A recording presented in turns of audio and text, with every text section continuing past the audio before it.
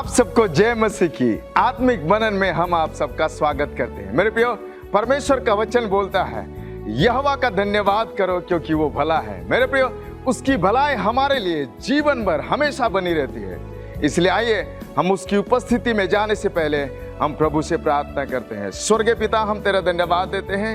महान सामर्थी परमेश्वर, हम इस दिन को और इस समय को प्रभु हम आपके हाथ में सौंप देते हैं। आपकी दया और करुणा और आपकी भलाई हर एक के जीवन में अद्भुत रीति से होने पाए। प्रभु, जब हम तेरे आत्मिक मनन और विचार में जब हम जाते हैं, तेरा सामर्थ प्रभु हर एक को अपने नियंत्रण में लेने पाए और अपने वचन के अनुसार प्रभु हर एक को चलने में तू सहायता मदद करना। प्रभु, प्रार्थना मांगते यीशु के नाम में, आमीन। मेरे जीवन में यीशु तेरा नाम जलाल पाता रहे। मेरे जीवन में यीशु तेरा नाम जलाल पाता रहे। हो मेरा उठना बैठना, मेरा उठना बैठना रे, चलना तुझे पाता रहे। मेरे जीवन में यीशु तेरा नाम जलाल पाता रहे। ओ मेरे जीवन में यीशु तेरा जलाल पाता रहे। मैं मिसाल है तू, मैं मिसाल बनूं, तू कामिल है मैं भी कमाल बनूं।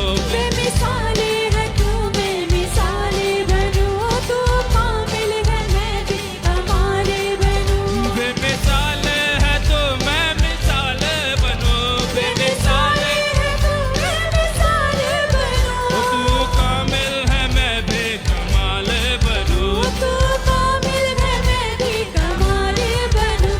दुनिया का नूर है यीशु, मेरी राह सजाता रहे। ओ मेरा उठना बैठना, मेरा उठना बैठना रे, चलना तुझे पाता रहे। मेरे जीवन में यीशु तेरा नाम जलाल पाता रहे। मेरे जीवन में यीशु तेरा नाम जलाल पाता रहे।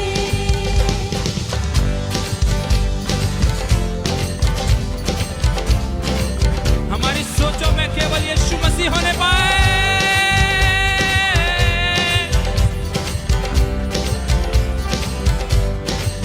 मेरी सोचों में तू, मेरे ख्वाबों में तू, मेरे सारे सवालों जवाबों में तू। मेरी सोचों में तू, मेरे ख्वाबों में तू, मेरे सारे सवालों जवाबों में तू। ओ मेरी सोचों में तू, मेरे ख्वाबों में तू, मेरे सोचों में तू, मेरे ख्वाबों में तू, ओ मेरे सारे सवालों जवाबों में तू। मेरे सारे सवालों जवाबों में तू। जब भी तुझे पुकारूं, जब भी तुझे पुकारूं, तेरा रूह मुझ पे आता रहे। ओ मेरा उठना बैठना, मेरा उठना बैठना, चलना तुझे पाता रहे। मेरे जीवन में यीशु तेरा नाम जलाल पाता रहे। मेरे जीवन में यीशु तेरा नाम जलाल पाता रहे। जिंदगी भर हम उसके गीत गाते रहे क्योंकि वो सुनता है और हम सुनाते रहे। हो जिंदगी भर तेरे गीत गाता रहो, जिंदगी भर गाता रहूं, तू सुनता रहे मैं सुनाता रहूं। तू सुनता रहे मैं सुनाता रहूं। हो जिंदगी भर तेरे गीत गाता रहो, जिंदगी भर तेरे गीत गाता रहूं। तू सुनता रहे मैं सुनाता रहूं। तू सुनता रहे मैं सुनाता रहूं।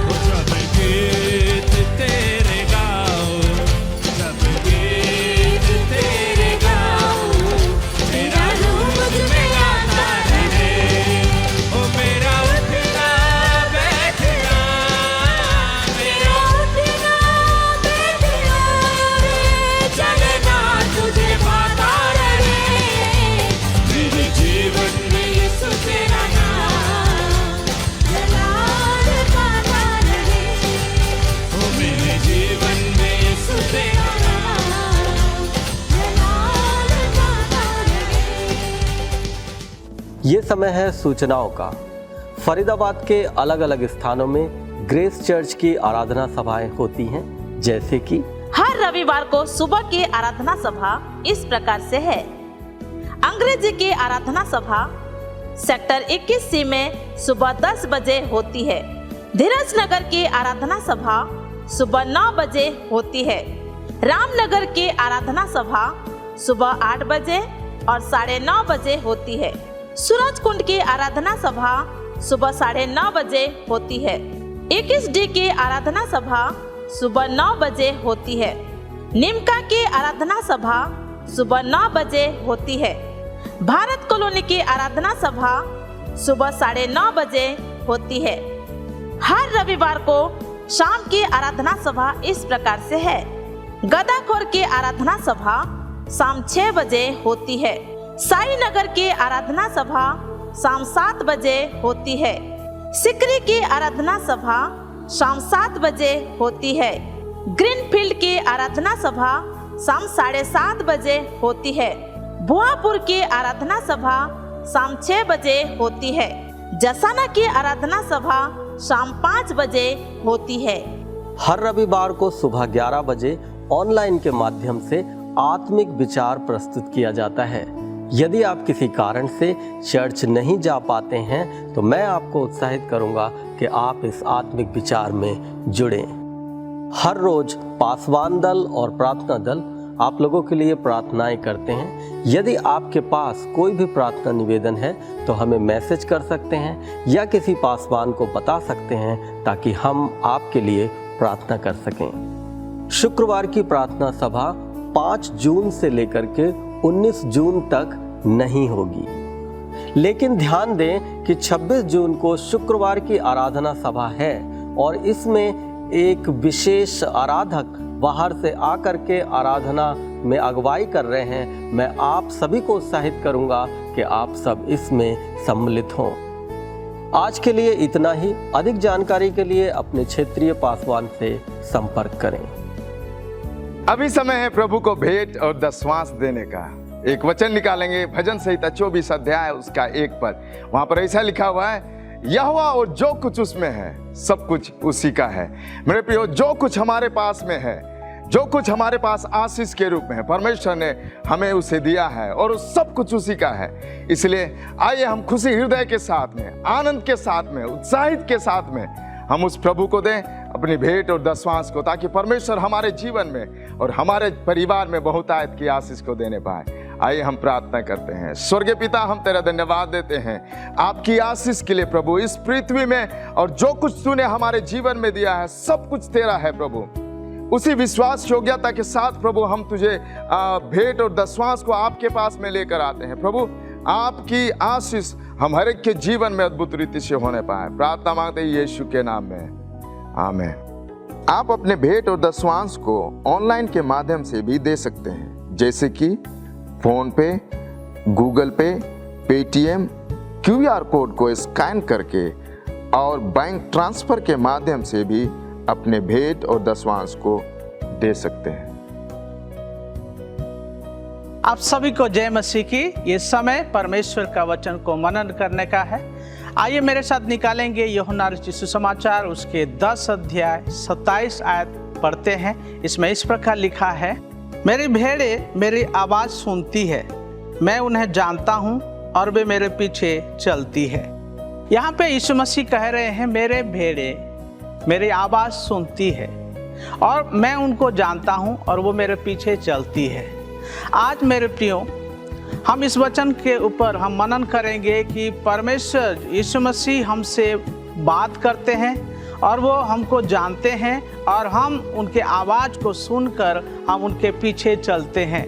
अपने आप को जांचें, क्या हम यीशु मसीह की आवाज़ को सुन पाते हैं? इस व्यस्त भरी दुनिया में क्या हम उसकी आवाज़ को सुन पाते हैं, या फिर हम अपने कामों में, अपने कार्य में और अपने व्यस्त जीवन में हम खो जाते हैं और हम यीशु मसीह की आवाज़ को सुनना नहीं चाहते हैं, या हम समय निकालकर यीशु मसीह की आवाज़ को सुनना नहीं चाहते हैं? परमेश्वर के वचन यहाँ पे साफ रीति से कहते हैं, यीशु मसीह कह रहे हैं खुद, मेरे भेड़े मेरी आवाज़ को सुनती है, पहचानती है और मैं उनको जानता हूँ। लेकिन मेरे प्रियो, अपने आप को इस समय जांचने का ये बात है, ये समय है कि क्या हम उसकी आवाज़ को सुनने के लिए तैयार हैं। कुछ आदतें हैं जिसके वजह से हम परमेश्वर की आवाज़ को नहीं सुन पाते हैं। कुछ आदतें हैं जो हमको घेर के रखा है, हमको बांध कर रख लेता है। जैसे कि हम ऐसे व्यस्त हो जाते हैं, व्यस्त और अपने कामों में इतना व्यस्त हो जाते हैं, ये आदत बन जाता है। व्यस्त रूपी दुनिया, हम जो है इतना व्यस्त हो जाते हैं, हमारे पास समय नहीं होता है परमेश्वर की आवाज़ को सुनने के लिए। हम सुबह उठते ही न्यूज़पेपर पढ़ते हैं, हम सुबह उठते ही अपने मोबाइल को उठाकर देखते हैं, और लेकिन परमेश्वर के वचन को नहीं पढ़ते हैं या परमेश्वर की आवाज़ को सुनना नहीं चाहते हैं। कितना व्यस्त हैं हम, और इस व्यस्त के वजह से ये आदत बन चुका है कि हम परमेश्वर के वचन को नहीं पढ़ते हैं, ना परमेश्वर की आवाज़ को सुनते हैं, लेकिन हम और कुछ काम कर बैठते हैं।